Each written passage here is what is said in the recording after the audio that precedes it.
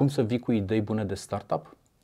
Un mod de a te gândi ar fi acela în care încerci să construiești ceva la intersecția a două industrii mari.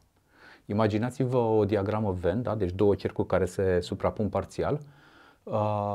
Nu știu ce exemplu să dau, real estate și asigurări. În România, astăzi, nu este bine integrată încă achiziția unei case cu partea de asigurare a acelei case. Vedem că de câte ori se întâmplă un dezastru, cele mai multe dintre casele afectate nu sunt asigurate. Și atunci, construind la intersecția acestor două industrii gigant, un startup ar putea să creeze un mod mai ușor de a integra cumpărarea unei asigurări de locuințe în procesul de cumpărare a locuinței.